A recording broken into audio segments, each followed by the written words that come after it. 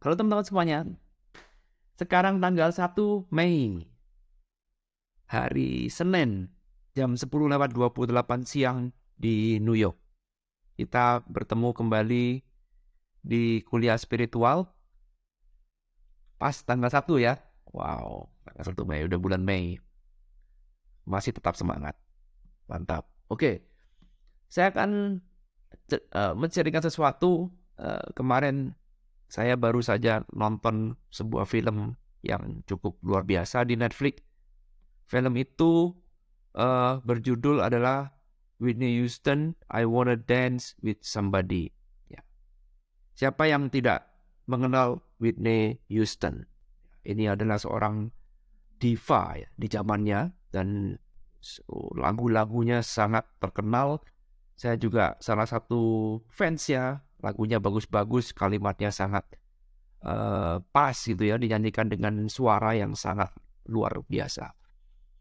Jadi kemarin waktu nonton film itu banyak ikut bernyanyi karena lagu-lagu yang dinyanyikan itu familiar sekali. Ya bagus, nonton deh. Ini filmnya panjang sekali, 2 jam ya, 2 jam lebih kayak film India ya. 2 jam lebih, dia menceritakan bagaimana Whitney Houston itu dari masa kecilnya sampai dia menjadi diva, sampai kemudian dia mati karena overdosis narkoba. Wah, ya ceritanya sangat mengalir, bagus sekali. Tapi ini juga memberikan pembelajaran bagi kita, terutama bagi kita orang yang bukan diva, bukan artis, ya selalu punya pemikiran bahwa enak ya jadi artis ya. Ya, yang dijadikan enaknya tuh apa? Oh, uangnya banyak, terkenal, ya kemana-mana dicari orang, dipuji-puji, suaranya bagus ya. Tapi ternyata di balik itu semua ya ada cerita buruknya ya. Cerita buruknya tuh ada ya. Tidak ada seorang pun artis, aktor, tokoh sukses di dunia ini yang hidupnya tuh benar-benar smooth, lurus seperti yang kita bayangkan. Bagi orang yang tidak pernah menjalani kehidupannya dia, seolah-olah seperti hidupnya sebagai seorang tokoh itu benar-benar hidup yang smooth, yang mulus, yang tanpa cacat ya. Sehingga dipuji-puji sampai bahkan dia mati pun dipuji-puji terus. Kalau lihat cerita ini ya juga salah satunya. Whitney Houston saya nggak menyangka ternyata ceritanya sebegitunya ya. Ya sebegitunya. Dia tuh awalnya cuman penyanyi latar di gereja. Mamanya itu adalah seorang penyanyi yang memang sudah top ya. Tapi ya, dia berlatih nyanyi dengan mamanya. Dan kemudian papanya itu kalau tidak salah apa lawyer atau apa gitu ya. Tapi tampaknya tidak terlalu sukses ya. Yang sukses adalah mamanya, dipanggil nyanyi ke Sarah Fawari. Jadi masa kecil Whitney Houston ini dihabiskan dengan papanya. Ya, maka dia disebut sebagai daddy girl. Ya, dia udah anak kesayangan papinya gitu. Sampai kemudian dia menyanyi, belajar nyanyi dengan mamanya. Dia mengatakan nyanyi itu harus dari brain, dari heart, dan dari gut. Ya, dari gut. G-U-T ya, bukan G-O-D, G-U-T. Dan ketika dia bisa menyanyikan itu, wah, ini artis yang memainkan ini ya, Whitney Houston ini, waduh bener-bener dan tanda kutip kesurupan Whitney Houston bener ya. Ini mungkin habis main dia kesurupan bener.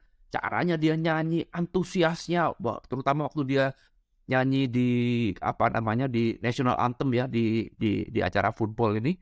Ini kebanggaan yang paling top, hanya orang artis top yang bisa nyanyi di sini. Wah, itu caranya dia menyanyi itu bener-bener Whitney Houston banget nih. Energinya bisa dapet. Tapi hidupnya hancur. Ya, duitnya banyak, manggung ke sana kemari, ternyata dan tanda kutip disalahgunakan oleh ayahnya. Bahkan ayahnya ketika meninggal pun masih nagih utang, kamu masih punya utang. Padahal dia udah korupsi dan tanda kutip ya. Ngambil uangnya anaknya, disebar-sebarin kemana, dipakai buat private jet dan segala macam, hidup mewah. Ya dia dijual lah sama keluarganya. Ya, pola-pola seperti ini tuh biasa terjadi. Ya, hidupnya tuh gak smooth yang kita kira. Ketika di panggung itu dia menjadi orang yang lain, dan kehidupan nyatanya tuh hancur, benar-benar hancur. benar-benar sehancur-hancur. Karena itu ke narkoba. Ya, mari saya sharingkan teman-teman apa yang saya pelajarin ya dari menonton film seorang diva itu. Nomor satu yang tentu saja yang kita harus ketahui di sini adalah bahwa tidak ada namanya hidup yang sempurna. Ya, kita Oke. Nah, jadi nomor satu kalau kita boleh sedikit belajar dari kisah ini adalah nomor satu adalah tidak ada namanya hidup yang sempurna. Skenario ya. Tidak ada skenario hidup yang sempurna. Tidak ada. Kamu mau hidup sebagai apapun, ya.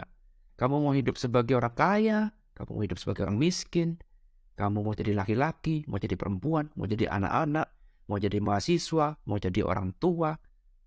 Semuanya punya penderitaan masing-masing. Jadi tidak ada hidup yang sempurna. Artinya apa? Dalam semua skenario hidup ini pasti ada namanya penderitaan. Tidak ada namanya hidup. Siapa yang kepingin hidup sempurna? Tentu saja adalah pikiran, benar?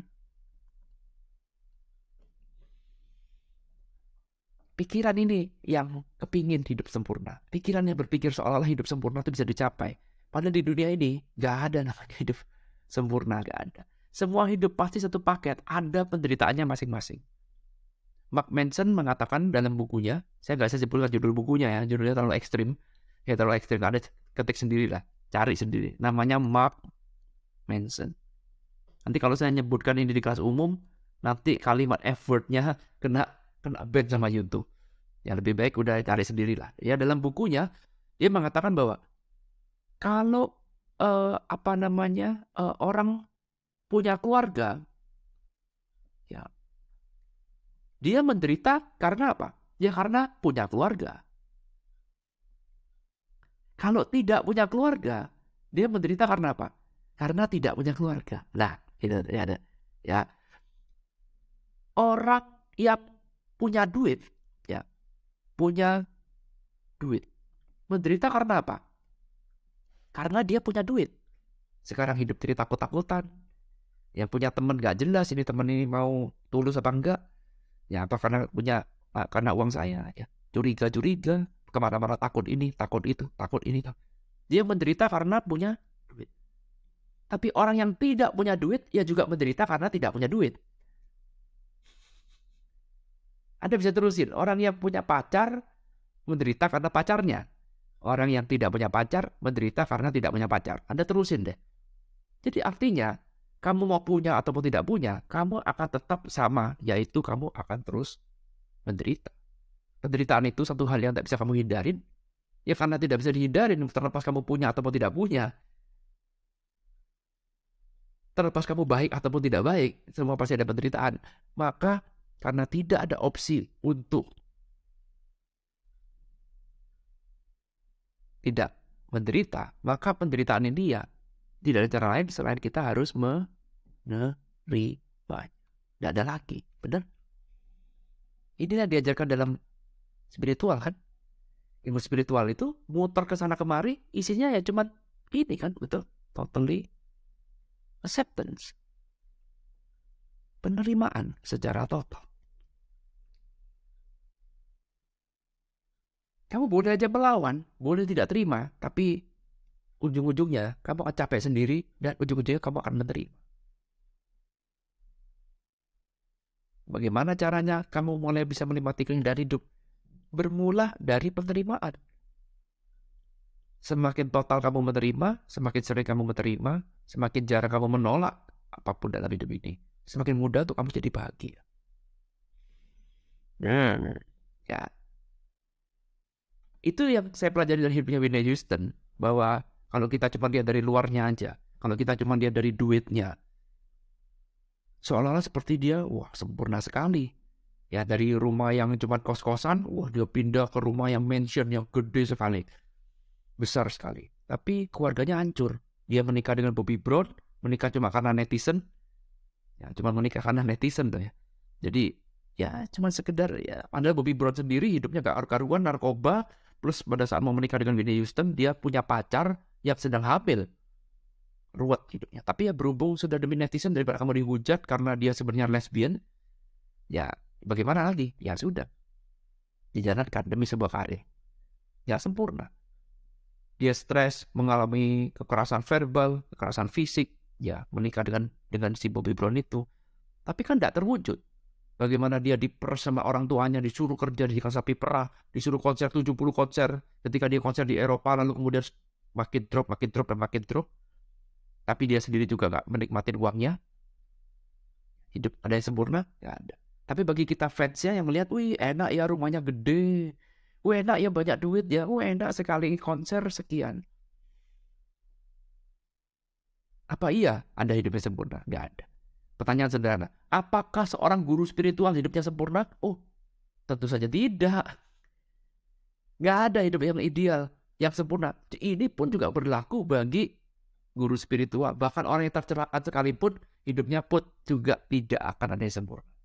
Karena itu kalau kamu sekarang berasumsi atau berpikiran bahwa kehidupan guru adalah kehidupan yang sempurna, maka siap-siap pasti kamu akan kecewa. Ya demikian juga kalau kamu sekarang berharap Anda hidup yang sempurna, hidupmu sendiri jadikan satu hal yang ideal, yang sempurna, maka siap-siap pasti kamu kecewa. Kenapa? Karena dalam hidup ini tidak ada yang seperti itu. Oke, apalagi yang bisa kita pelajarin ya dalam videonya si Ustaz. Yang dipelajarin adalah seperti ini.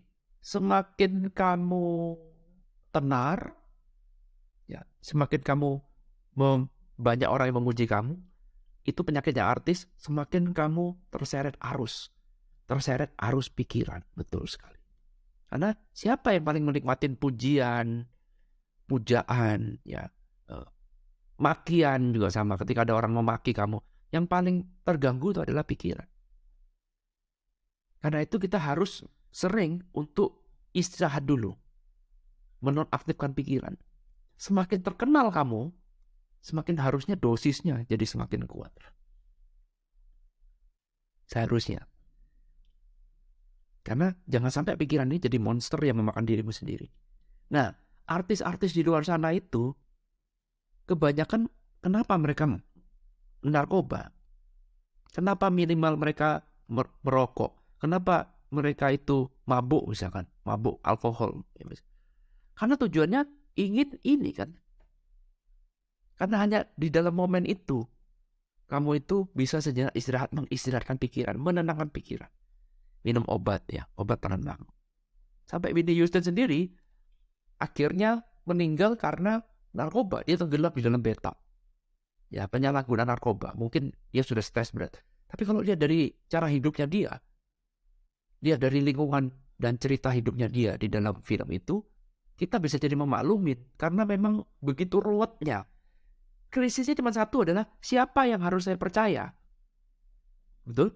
Semakin kamu sukses, apalagi kamu pernah dikhianati oleh temanmu sendiri, dikhianatin oleh orang tuamu sendiri, lalu kemudian kamu akan krisis, namanya krisis kepercayaan. Kamu akan bingung siapa di dunia ini yang harus saya percaya. Terus ini, jadi berkelanjutan, semua bersumber dari pikiran, terus berkelanjutan sampai akhirnya apa yang terjadi?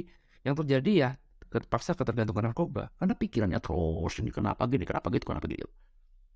Dan itu harga dibayar. Padahal kalau kita lihat di cerita awal sebelum dia menjadi terkenal, hidupnya wah easy going, siapa lu gitu.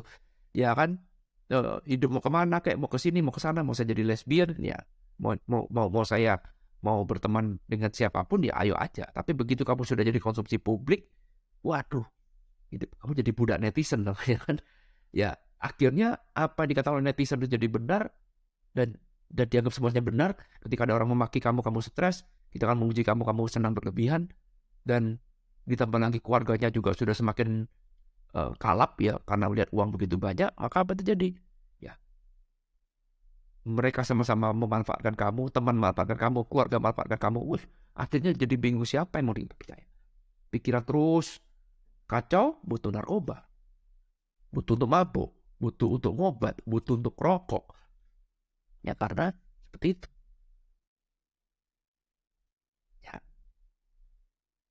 Ya, apa lagi ya? Ya itu sih, saya melihatnya seperti itu, sangat kagum ya dengan Dan mungkin yang ketiga hampir sama dengan yang nomor 1 ya kita sebut sebagai sawang sinawang deh ya. Whitney Houston dikaruniai suara yang sangat bagus, gampang cari uang, tapi kamu dilebihkan di sini, dikurangkan di sini. Ini dilebihkan, kamu dikurangkan di sini. Ya, nggak ada kehidupan yang sempurna, nggak ada. Ya, menurut saya sih ya gimana? Jadi artis ya stres, jadi orang biasa stres.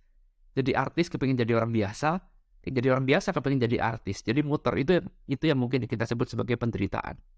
Ya, penderitaan itu terjadi karena apa? Karena kamu tidak bisa menerima saat ini, benar? Tidak bisa balik seperti nomor 1. Menerima. Semua ada harganya. Ya, dan ya sudah, kita terima aja. Kalau memang kamu sekarang sudah jadi artis, ya, jangan lagi berpikir bahwa saya mau jadi orang biasa. Jangan. Karena apa? Ini yang ada, ini yang tidak ada, betul? Sehingga kalau kamu selalu fokus pada satu hal yang tidak ada, maka selamanya hidup kamu gak akan pernah bahagia. Selamanya. Ya, kalau misalkan tadinya orang biasa kepengen jadi artis, ya sudah jalani. Kamu bayar harganya. Misalkan saya orang biasa, ya, lalu kemudian saya pengen jadi aktor terkenal karena saya lihat ini bagus ya. Oke. Ya udah jalani. Ketika saya jadi aktor, jangan sampai saya kepengen jadi orang biasa lagi. Nah, ini namanya orang gak akan bisa bahagia. Ya akan bisa. Ya. Mungkin itu pembelajarannya menurut saya. Dan yang terakhir adalah ya apapun yang kamu alamin, ya kamu yang fantastis seolah-olah seperti hebat, akhirnya berujung kepada ya balik lagi ke zero ya, balik lagi ke sawang sinawang. Jadi kamu mau menikmatin itu sebagai sebuah berkah atau menikmati itu sebagai sebuah musibah, ya sebenarnya itu kendali itu ada di tangan kita, betul kan? Artinya di tangan kita ini, apa yang kamu izinkan, apa yang kamu allowing, kamulah yang punya power untuk itu. Kalau kamu mengizinkan pikiran kamu bekerja selalu mencari satu hal yang tidak ada, maka selamanya ya kamu gak akan bisa bahagia. Tapi kalau kamu mengizinkan untuk menerima semuanya segala sesuatu dengan apa adanya, kamulah yang punya power untuk itu, maka semuanya akan jadi baik-baik saja. Jadi dari sini, ya kita bisa menarik sebuah kesimpulan bahwa sebenarnya kamu menjadi bahagia atau kamu menjadi tidak bahagia dengan keadaanmu sekarang. Bahagia. Ini semua adalah kamu sendiri yang memutuskan. Tidak ada hubungan dengan dunia luar. Kamu melihat keadaan, karena gini, semuanya itu netral. Keadaan sekarang ini kamu alamin apapun itu, sebenarnya ya bisa dianggap bahagia, ya juga bisa dianggap tidak bahagia. Bisa dianggap beruntung, bisa juga dianggap tidak beruntung. Tinggal kamu mau naruh di sisi mana aja.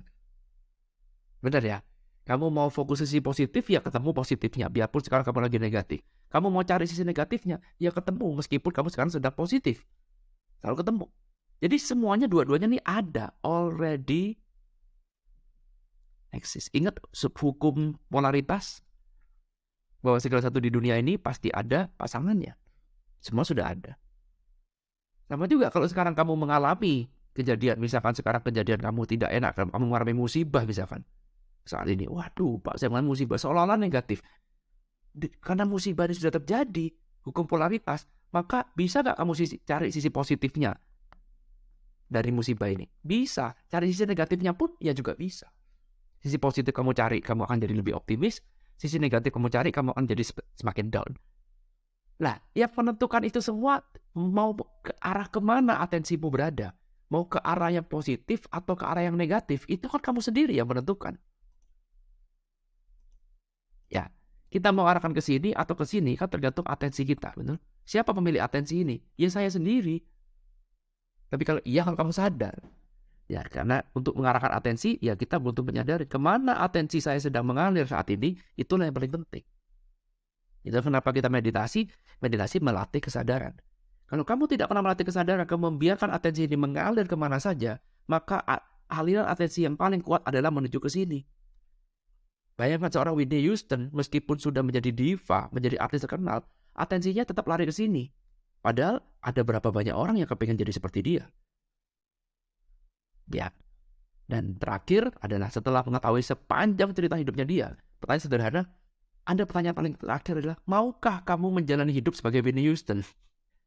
Apa kamu masih mau? Ya, sebelum kita mengenal cerita itu, ya mungkin ada di antara kita yang iri dengan Whitney Houston, mungkin ada yang kepengen, enak ya hidup jadi sebagai seorang artis.